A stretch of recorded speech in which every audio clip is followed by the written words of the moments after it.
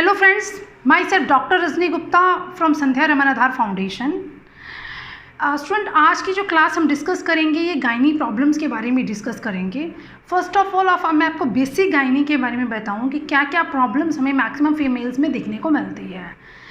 हम मीनार्ची देखते हैं। मीनार्ची इज़ द टाइम जब एक बच्चा जो है उसको फर्स्ट टाइम पीरियड शो होता है at the age of 11 to 14 years की एज के बीच में, एंड द मेनोपॉज एज जो है वो 40 to 45 ईयर्स की एज रहती है। अब इस टाइम ड्यूरेशन में बहुत सारी ऐसी प्रॉब्लम्स हैं जो हम फीमेल्स को अक्सर दिखने को मिलती हैं। फर्स्ट ऑफ ऑल, हम मेंस्ट्रुएशन साइकिल में नॉर्मल मेंस्ट्रुएशन साइकिल किसे बोलते हैं और एबनॉर्मलिटी क्या है इसके बारे में देखेंगे। नॉर्मल मेंस्ट्रुएशन साइकिल जो है दैट इज़ ए साइकिल जिसमें 28 to 35 डेज़ के बीच में एवरी मंथ 4 to 5 डेज़ का पीरियड्स आपको होता है मिनिमम ऑफ पेन।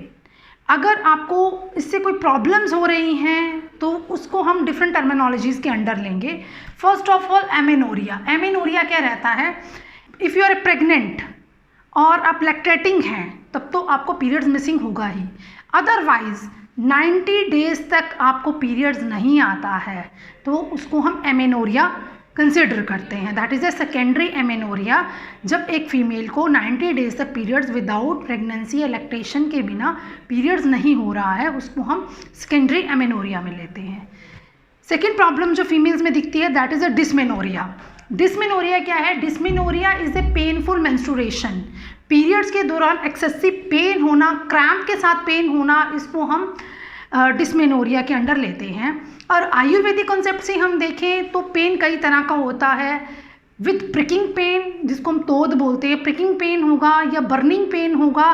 पेशेंट को मेंस्ट्रुएशन साइकिल के साथ साथ कंडू इचिंग की प्रॉब्लम होती है। ये डिपेंड करता है वात पित्त कफ कौन सा दोषा हमारी बॉडी में एग्रीवेटेड है। डिस्मेनोरिया की कंडीशन जो है वो एज द एज ऑफ जब 13, 14 ईयर्स, 15 ईयर्स की लड़कियों को फर्स्ट टाइम पीरियड्स आते हैं तो मैक्सिमम डिस्मेनोरिया की प्रॉब्लम्स उन्हें दिखती है। पेन रहेगा, क्रैम्पिंग पेन, वॉमिटिंग सेंसेशन रहेगी, पेन इन द एब्डोमेन और थाइज में ज़्यादा पेन दिखता है इसमें। और अगर वायु का इन्वॉल्वमेंट होगा तो ये प्रिकिंग टाइप ऑफ पेन होगी। और अगर पित्त का इन्वॉल्वमेंट होगा इसमें तो पेशेंट को बर्निंग सेंसेशन के साथ पेन होगी।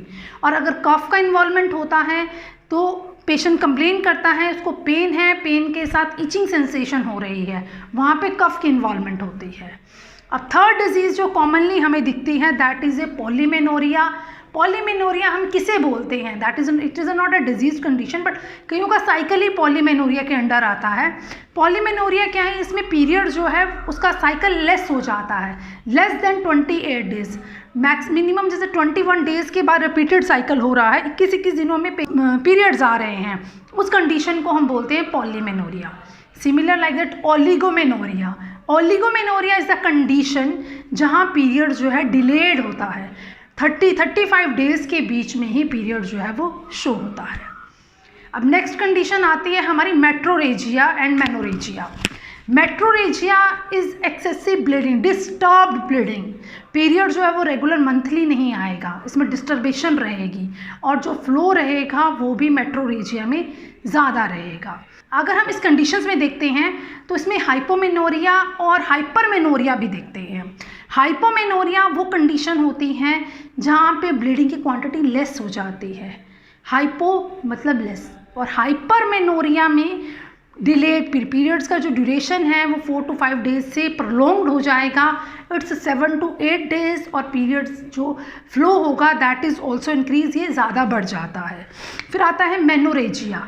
मेनोरेजिया मेट्रोमेनोरेजिया रहता है। इसमें मेनोरेजिया की कंडीशंस में जो है एक तो एक्सेसिव ब्लीडिंग रहेगी, फ्लो भी ज़्यादा रहेगा, इरेगुलरिटी रहेगी और प्रोलॉन्ग डेज़ भी इस कंडीशन में बढ़ जाते हैं। इसके बाद हम कंडीशंस देखते हैं, कई बार पेशेंट्स में पोस्ट मेनोपोज ब्लीडिंग आ जाती है। पोस्ट मेनोपोज से हम समझते हैं मेनोपोज इज़ अ टाइम जब पीरियड्स हमारा बंद हो जाता है at the age of 45 years की एज में। But sometime we can able to see कि 45 ईयर्स की एज के बाद भी पोस्ट मेनोपोजल ब्लीडिंग जो है वो फीमेल पेशेंट्स में हमें दिखती है। एक और कंडीशंस आती हैं जिसको हम बोलते हैं breakthrough bleeding. Breakthrough bleeding क्या है? साइकिल के मिड में ही पीरियड्स को शो हो जाना। For example female is having a 28 days cycle है उसको मिड साइकिल में ही 15 डेज के बाद रिपीटेड पीरियड्स आ रहा है।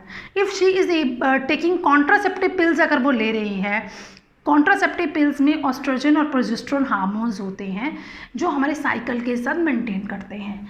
अगर वो पीरियड्स के बीच में कॉन्ट्रासेप्टिव पिल्स को ब्रेक थ्रू कर देती है, बीच में दिन में कभी नहीं लेती है, तो सेम टाइम पे उसको ब्रेक थ्रू ब्लीडिंग, बीच में ही पीरियड्स के मिड में उसको साइकिल के मिड में ही ब्लीडिंग होना शुरू हो जाती है।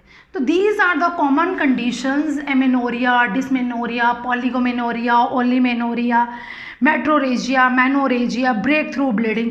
These are the very common conditions. जब हम किसी भी फीमेल का मेंस्ट्रुएशन हिस्ट्री लेते हैं तो ये सारे ही conditions we have to check कि उसको क्या क्या प्रॉब्लम्स इसके बीच में हो रही हैं।